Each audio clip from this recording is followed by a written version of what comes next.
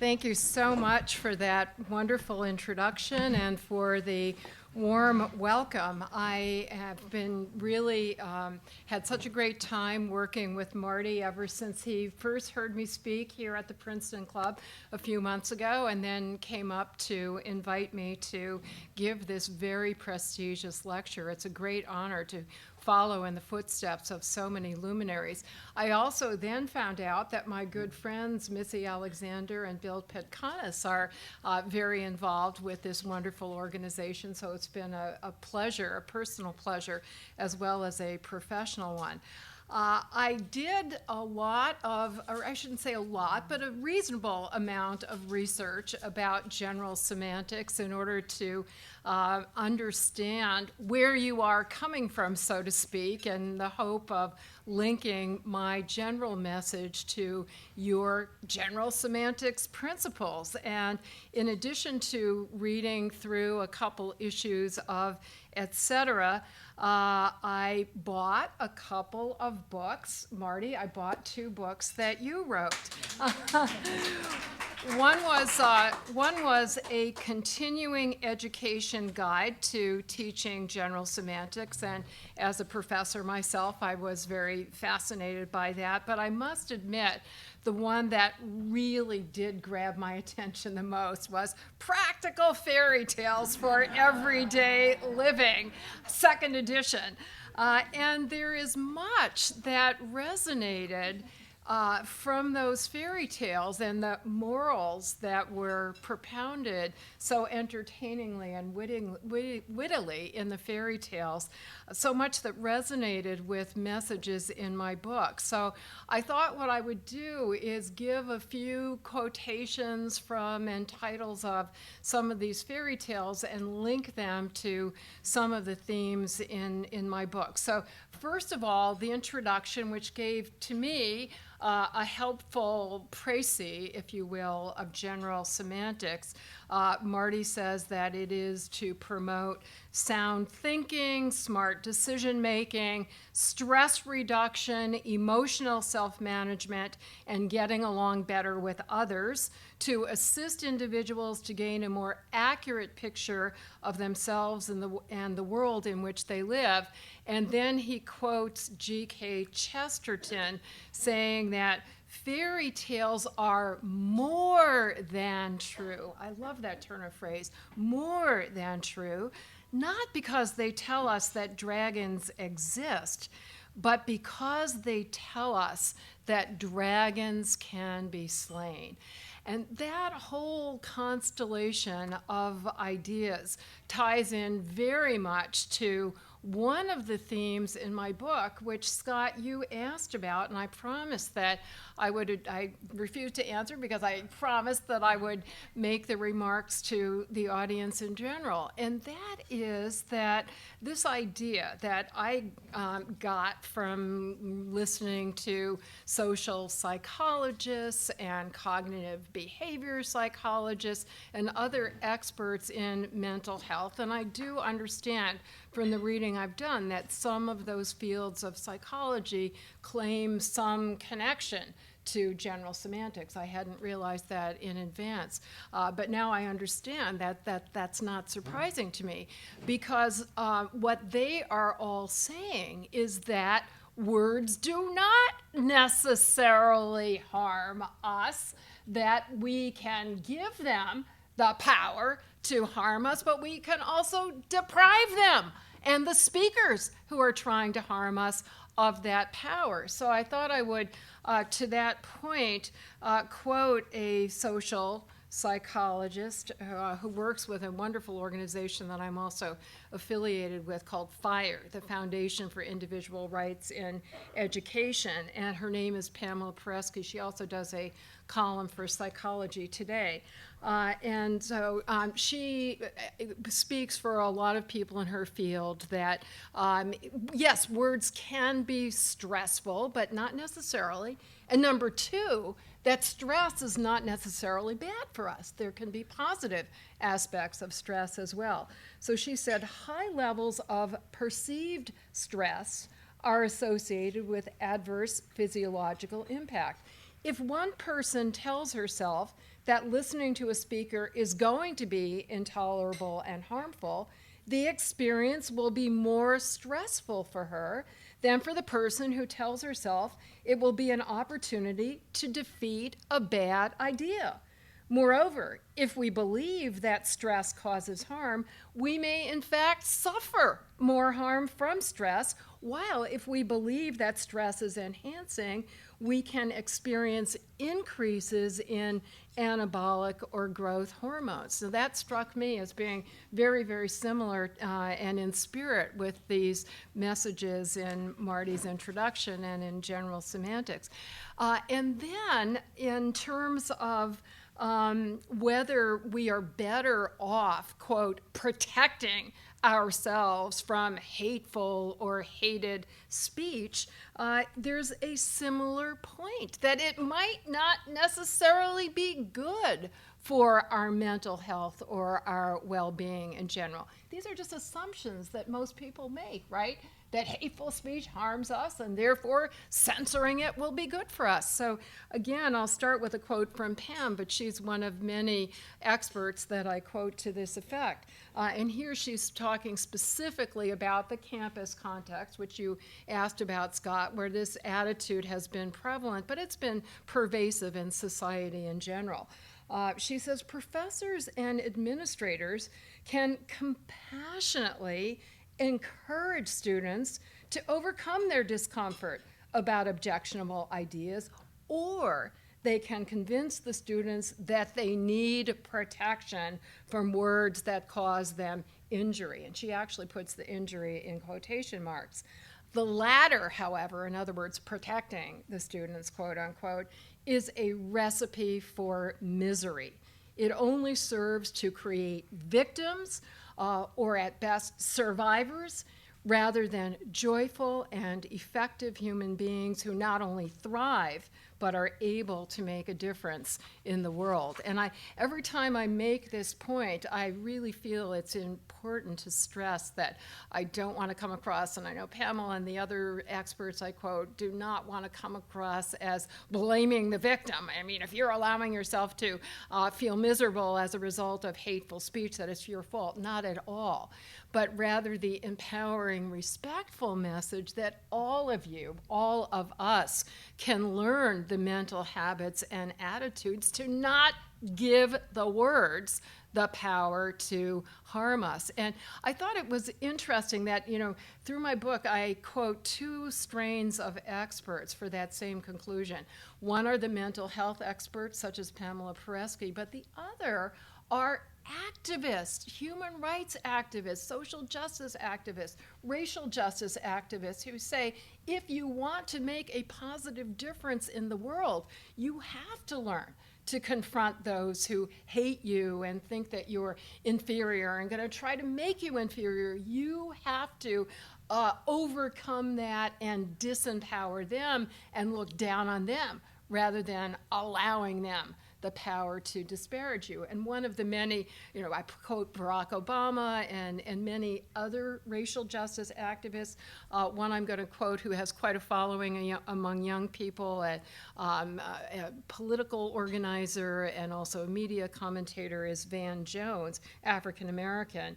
And he recently said, he was speaking on a campus, and he said, I got tough talk from my liberal colleagues on campus.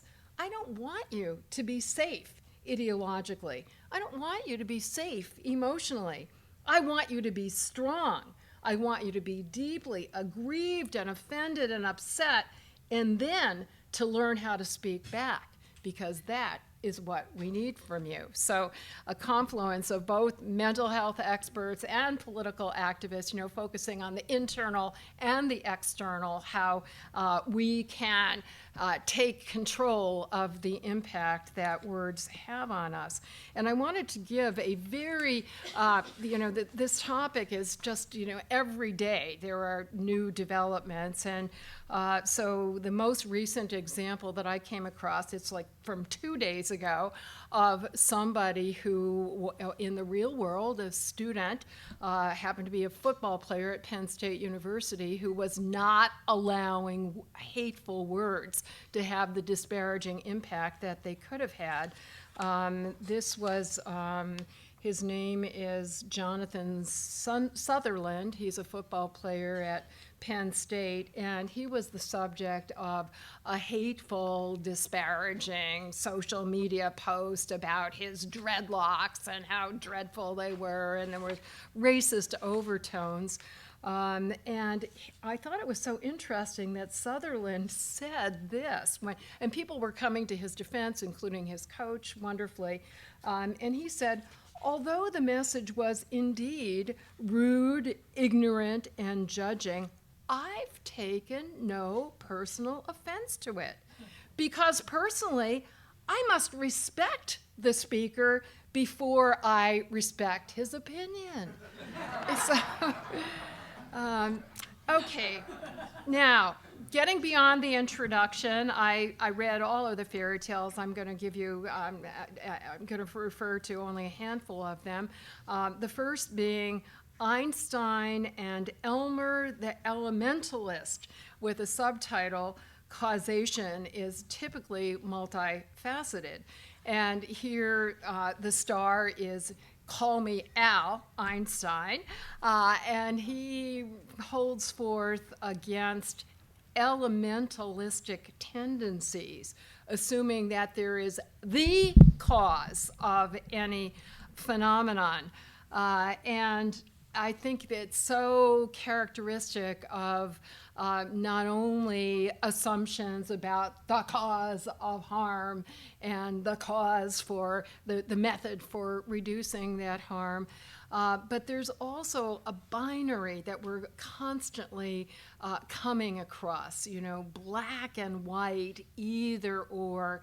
On the general subject of hate speech, I am constantly encountering a mindset. We have to choose between freedom of speech and equality. And I can tell you, as a lifelong human rights activist, that is a false choice. These two values and many others are mutually intertwined and interdependent. I used to think that this is the phrase that I'm going to use now. I attributed it to Barack Obama, but I realized that he was probably channeling general semantics, whether he knew it or not, when he rejected the phrase either or. He said it's not either or, it is both and, right? And so actually, through experience, through current events, through history, I am absolutely convinced, based on the evidence, this is not a matter of faith, and this also plays into general semantics principles, right? Looking at the actual evidence, using the scientific method, and so forth, that we demonstrably cannot advance equality, dignity, diversity, inclusivity, societal harmony, individual well-being, all of the goals that are propounded by those who advocate censoring hate speech, all of those goals depend on a robust freedom of speech that is sufficiently robust that it extends to ideas that other people consider to be hated or hateful. And also on this theme of assuming we know the cause, the elementalist thinking, we constantly see a scapegoating of speech, right? Throughout history, especially if there is a new medium that's invented, immediately, whatever the main social problems are of the time, they are immediately blamed upon that new powerful medium of communication. I've been around the block long enough that I have seen this repeatedly. when cable was new, and when hate radio was new, and when the World Wide Web was new, and social media, whatever the particular fears of the day, whether it be child exploitation or right-wing violence or child exploitation, whatever it is, that terrorism, how could I forget that? It is always blamed on expression. And to take one quite recent example, in August we had a horrendous week at the end of the month when there were just multiple instances of mass murders by people who had hateful ideologies, and a couple of them posted some anti-Semitic and racist screeds on social media. And so our president, I don't know why he didn't blame social media, but for some reason he blamed video games. Remember that? And in fairness, it wasn't only President Trump, it was other politicians also said it was video games that caused these terrible acts of violence. And I remember the New York Times quoted an expert saying, well, the amount of evidence to show that connection is exactly the same as the amount of evidence that bananas cause suicide. And, ironically, as President Trump is saying, oh, the cause is video games, other people are saying the cause is President Trump and his racist rhetoric. And I have to say that I oppose, and I think I'm speaking in the spirit of general semantics here, saying that there is the cause of any such a complicated phenomenon. One would certainly point to the unregulated access to mass murder weapons, among many other causes. And one of my frustrations as somebody who is deeply committed to eradicating hatred, and if not eradicating it, reducing hatred and discrimination and stereotyping, is that by scapegoating words as the cause, not only are we suppressing individual liberty and democracy, which really depends on robust free speech, but we are also ignoring the root causes of the hate, the hateful attitudes, of which the words to me are just a superficial manifestation.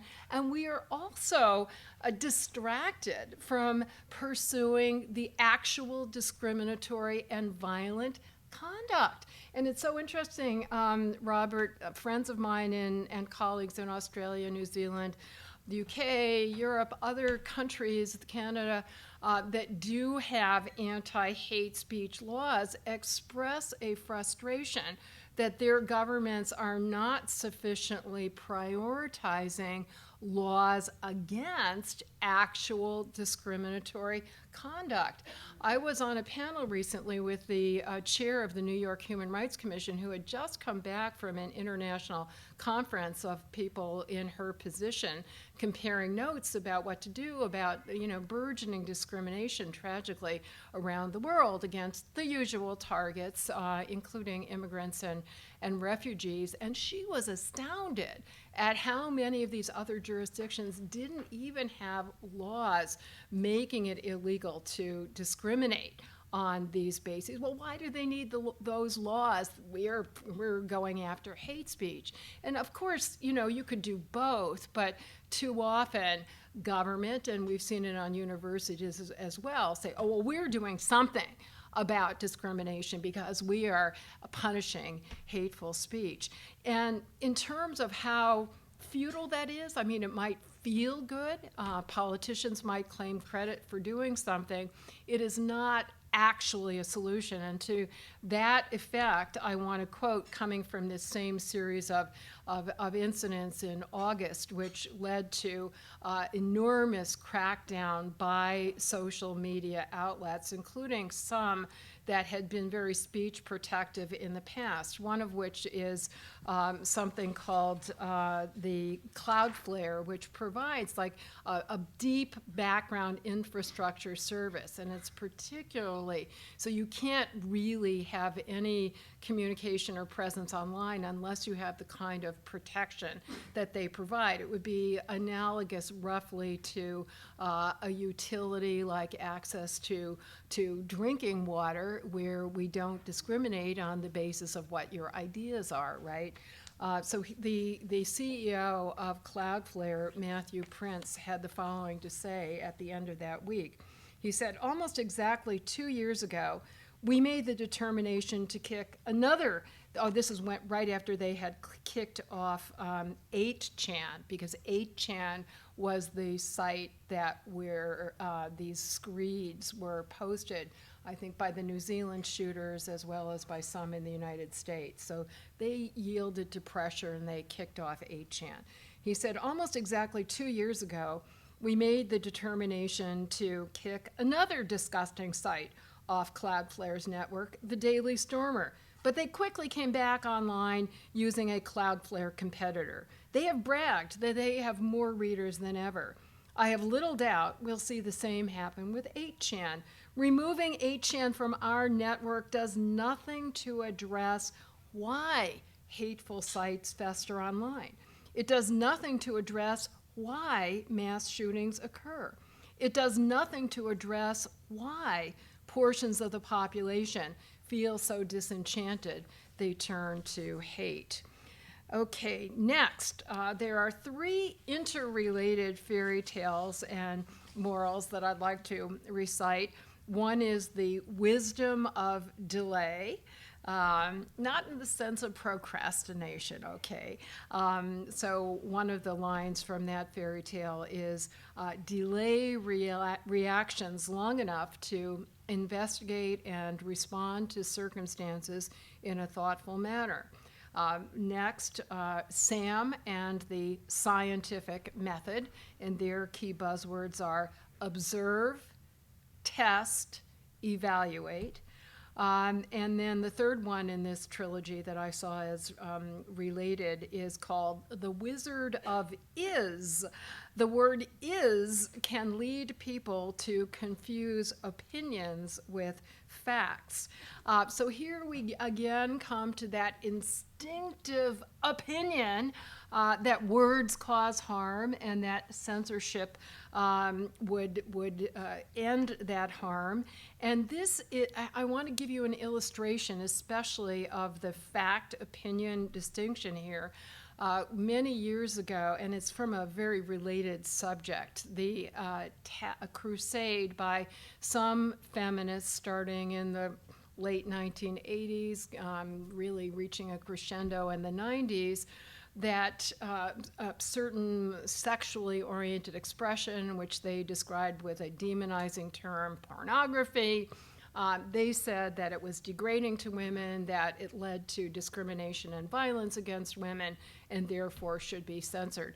I hope it would go without saying that as a lifelong feminist, I absolutely oppose violence and discrimination against women, and, I'm not going to say but, and therefore I absolutely oppose censoring pornography, because that censorial tool had historically been and was continuing to be used disproportionately against those who were advocating for women's rights, for reproductive freedom, for LGBTQ rights, and so forth. So I was one of the founders of an organization called Feminists for Free Expression. We didn't want to be against something, we wanted to be for free expression. And Catherine McKinnon and Andrea Dworkin, who were the leaders of the pro-censorship feminists, always refused to do debates with women like me who disagreed with them. But because they, by the way, they said we're honorary men, and I don't think they really they didn't really consider that to be much of an honor. Sorry. But I did have the occasion to participate in panels with multiple people on the panels in which they did both deign to participate. And one of them, I remember my dear friend and longtime colleague Floyd Abrams, a very prominent First Amendment lawyer, was on the panel, and Stephen Breyer, who had then just joined the Supreme Court, and other luminaries. But at one point, Catherine McKinnon made this statement. She said, pornography causes rape. And then she said, in fact, pornography is rape. And Floyd Abrams, God bless him, was right next to her, and he blurted out, well, that's your opinion. And she said, that's not an opinion, that's a fact. And Floyd said, that's a very strong opinion. You know, and in the spirit of the scientific method and observing and trying to sort fact from opinion to the best of my ability, even though I had a lot of experience, a lot of past analysis, to the best of my ability, I tried to approach this subject with an open mind, open to the new evidence that was available since I had last investigated the topic. We had a lot of evidence because we had a lot more experience with other countries actually enforcing anti-hate speech laws and so forth. And I tried to keep in mind a question that is the title of a forthcoming book by a friend of mine, Philip Glotzbeck, who is the president of Skidmore College. He hasn't actually written the book yet, but he gave me permission to use the title because I think it's so great, and he thought that would actually be a prod for him to write the book. And there's something interesting about this title because I had always interpreted it a certain way, and I was recently doing a talk, and I mentioned the title, and it became clear to me that some people in the audience were interpreting it exactly the opposite way. So I'll tell you, and which is interesting itself, right? It just shows how, I think it shows something relevant about general semantics and meaning, right? That was one of the things I was supposed to talk about, words and meaning. I think I have no problem addressing that. So the title of his book is, What Would It Take to Change Your Mind? What would it take to change your mind? And see, I took that as a question that I'm asking myself. What would it take for me to change my mind?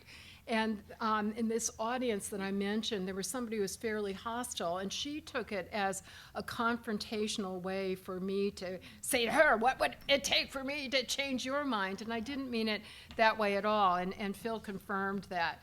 He meant it as I had intended, and he'll probably have to come up with better words to convey that. But the point is, and I will tell you, if I were convinced that more censorship than we currently allow in this country were a necessary and effective way to truly promote equality, dignity, diversity, and all of those other wonderful goals, not only would I be in favor of it, but under U.S. law, that would be permissible. Because the First Amendment free speech right is no more absolute than any other right. It's just that before government may restrict the right, it has to satisfy an appropriately heavy burden of proof. Lawyers call it strict scrutiny, and that means that a court has to be, the government has the burden of proving to the court that the restriction is necessary to advance a countervailing goal of compelling importance, and that no less restrictive alternative, that is, no alternative that would be less burdensome on free speech, would suffice. So again, if it were necessary to restrict hate speech in order to advance the clearly compelling goal of equality, I would be all in favor of it. But I found that the evidence was overwhelmingly to the contrary, and more important than my conclusions are the conclusions of human rights activists in all of the other countries that have these laws. There is a chorus of complaints from them that these laws, no matter how well intended, are in fact ineffective at best and counterproductive at worst. And I can give you so many examples.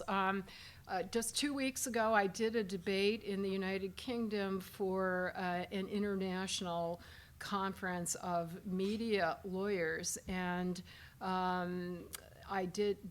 was supposed to be debating a British professor named Gavin Phillipson from the University of Bristol Law School. And the reason I say supposed to be debating, because he started by saying, I agree with Nadine that anti-hate speech laws are ineffective.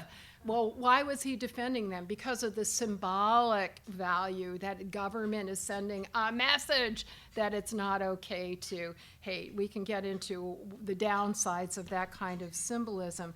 And other examples, examples abound of countries that strictly enforce strict laws against hate speech that were not only hateful speech, but hate-motivated discrimination and violence is rampant. Now, maybe it would be even worse without the anti-hate speech laws. It's impossible, I believe, to prove that counterfactual, but it is undeniably true that the strictest enforced, strictest laws coexist with intolerable levels of discrimination and violence. And again, sadly, every day I talk on this subject, and seemingly almost every day I can give a new example. This week it comes from Germany, right? Yom Kippur, the most solemn, sacred day in the Jewish calendar, and in Germany we had a vitriolic attack on a synagogue that fortunately was foiled because of extraordinary security measures and fortification of the synagogue that prevented the attacker from actually getting inside.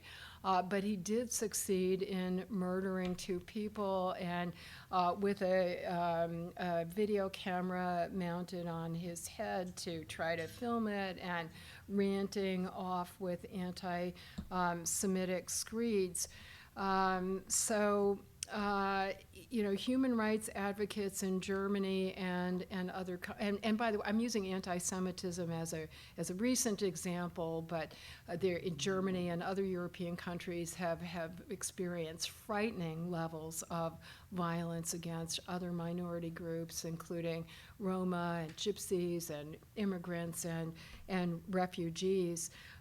In Germany, just this past year, the head of the umbrella organization for Jewish groups in Germany issued an instruction or a warning to Jews in Germany saying, it is not safe to wear the yarmulke, the skull cap that many observant male Jews feel a religious obligation to wear. It is not safe to wear that everywhere in Germany, and indeed people have been attacked when they're self-identifying as Jews. I mean, when you think about that, here in the 21st century, and Germany has the strictest anti-hate speech laws in the world that are extremely strictly enforced. My book abounds with evidence about the insufficiency of these laws to reduce the problems that they are aimed at. And in fairness, I have to tell you this, one could draw 2 logical conclusions. I did a debate against somebody named Vera Yova, who whatever her actual title is, I call her the Tsarina of censorship for the EU. She is the one who instilled the very, very strict censorship rules on the social media companies for hate speech, terrorist propaganda, and disinformation. So I debated her in Brussels and recited all this evidence, which she couldn't contest, about distressing levels of discriminatory violence throughout Europe, despite very strict laws. And my conclusion is the laws don't work. But you know what her conclusion is? We need even more laws, that we need to be even stricter. We have to censor even more speech. So that's the bad side of the evidence, but on the positive side, and as an activist, I always see I want to get a glass here, as close as I have to a glass. I always see the glass half full. Wow, this one is full. So the positive side was that the evidence convinced me more than ever that censorship is at best ineffective, at worst counterproductive. But the evidence about the effectiveness of non-censorial measures, including counterspeech, also exceeded my expectations about how much positive progress can be made and has been made using these alternative tools. So that's really, really good news, including on social media. My book is coming out in paperback next year, and I spent the summer writing a very long epilogue focusing specifically on social media. And interestingly enough, not only everybody's so familiar with the fact that it's much easier to spread hate speech online, but you know what? It's much easier to detect it and to counter it and to refute it and to redirect it. And the social media companies, universities, foundations, and so forth are putting a lot of money and resources into designing effective counter-speech strategies online. The results are preliminary, but they are extremely encouraging. Everything from viral general campaigns to counter disinformation with accurate information, but also very individualized targeting engagement with hate mongers or people who are flirting with hateful ideologies have demonstrably been recruited away so I'm very, very hopeful about that. Okay, the next fairy tale, Amanda and the Plumber. Acting on inference can be risky. And here some of the takeaway lines are, how we label things determines how we react to them. And I really loved this phrase, libel by label. I mean, you just say that, and I'm sure dozens of examples pop into your head of how we are all doing this. I'm not this group, right? You're general semantics, so you would never do that. But those who are not so enlightened are doing it all the time in the political sphere, in the media sphere, and sadly, even in academia. And I'm going to tell a story on myself because we all have assumptions. We all make these labels and these categories. A few days ago, I had the opportunity to share a panel with somebody that I assumed I would be debating, and I was very trepidatious about it because of the personal experience she had. I didn't question my ideas, but I was very concerned about how I could seem to be sufficiently respectful. And the woman is Susan Bro. I don't know if you recognize the name. She is the mother of Heather Heyer, who is the social justice activist who was counter-demonstrating against the Unite the Right rally in Charlottesville, who was brutally murdered by the car. And I'm not going to mention the name of the murderer. He is serving multiple life sentences now. And I just assumed that Susan would hate me and the ACLU, which defended, I believe correctly, the free speech rights of the Unite the Right demonstrators, and will continue to do so despite some mischaracterizations in the press about the ACLU. We were under enormous pressure, as we always have been in this kind of situation, to change our policy, but we did not. And to my amazement, and now I'm saying this in embarrassment of myself, the label thing, Susan Bro is such an eloquent defender of free speech, including for Unite the Right. And she said this is very unpopular. None of her friends or colleagues understand how she can take this position. And she said she would, despite what happened to her daughter and the other people who were injured, she would do it again in a heartbeat. She would oppose any attempt to suppress that organization or other such demonstrators or speakers. And she could not have been more eloquent, given where she was coming from, in terms of the message that it is especially those who are challenging white supremacists, who are advocating for racial justice, as her daughter was. Those are the people who especially depend on a robust freedom of speech. Also in terms of label, just the label hate.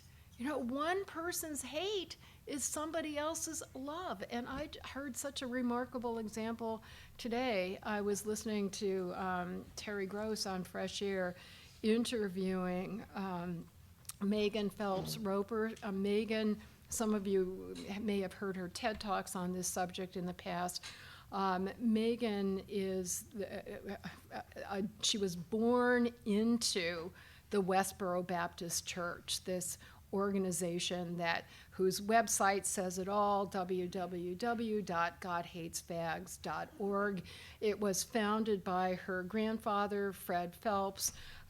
They most notoriously, for quite a few years now, have been demonstrating outside the funerals of members of the military who have been slain because they think that fighting for the United States is just evil and sinful, because the United States gives too much support to homosexuality and adultery and sodomy and anti-biblical things.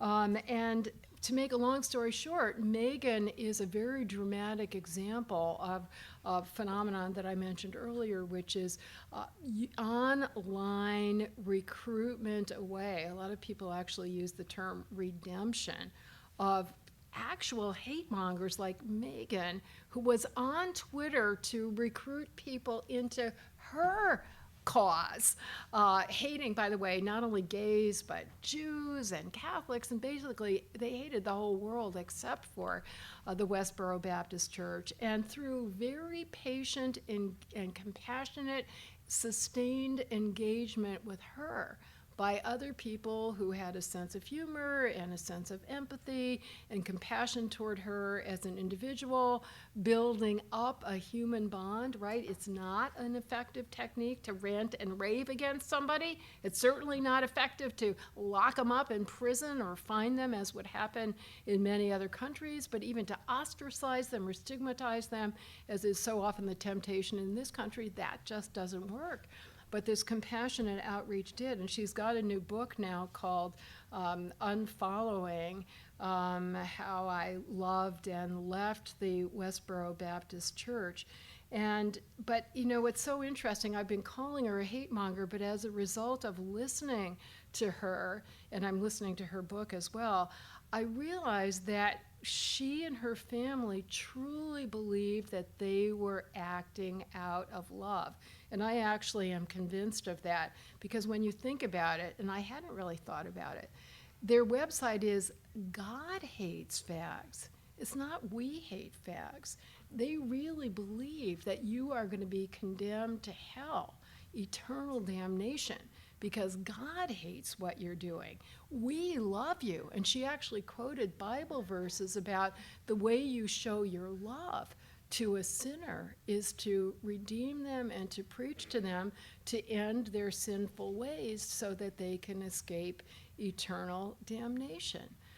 And I could give you, many, many other examples. And often there is a conflict between what people believe from a religious, spiritual motive is love that other people perceive to be hate. And it's not surprising that in other countries that enforce anti-hate speech laws, including Australia and the UK and Canada, that members of the clergy who are preaching from their holy books are convicted of hate speech and subject to fines and in some cases even imprisonment.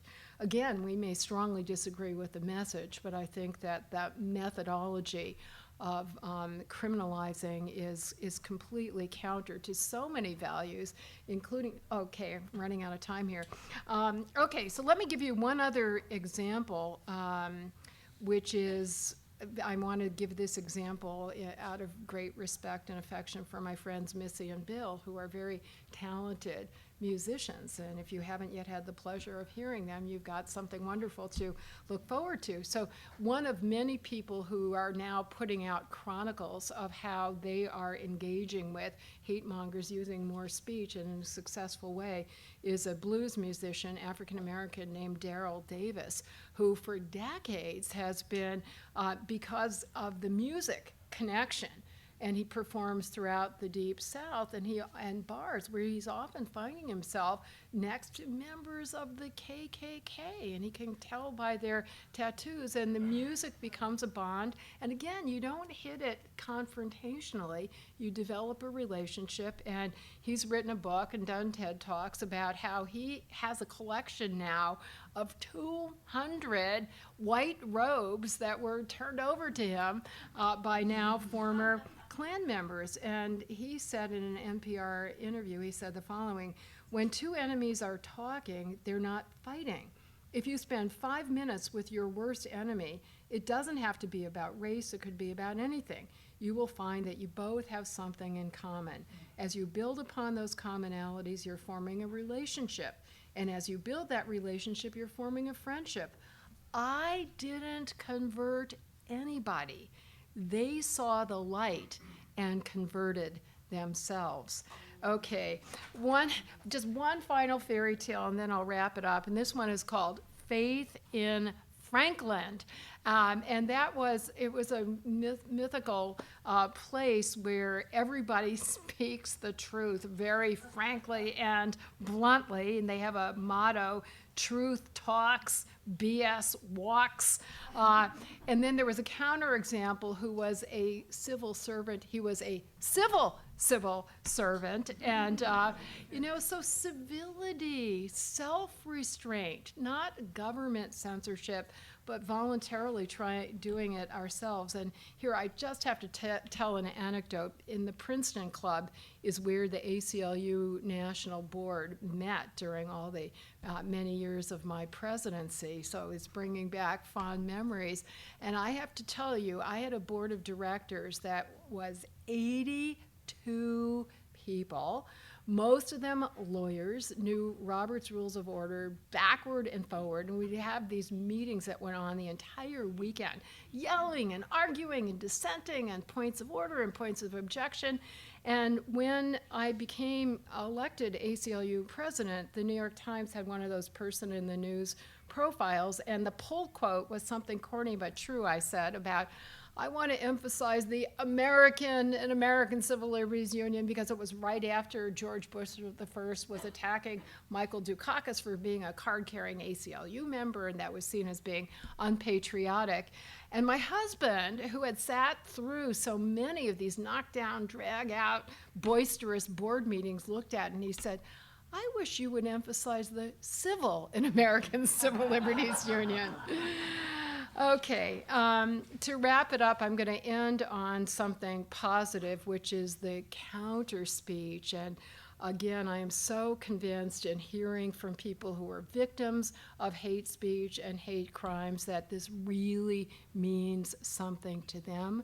Just as words can potentially do harm, they can actually mitigate the harm as well. And all of the epigrams to my book are from great leaders of causes of racial justice who are calling upon all of us to raise our voices. Martin Luther King said, in the end, more than the words of our enemies, we will remember the silence of our friends. So the very last word goes to my favorite ACLU t-shirt, which reminds you of our most precious right, the right not to remain silent. Thank you very much.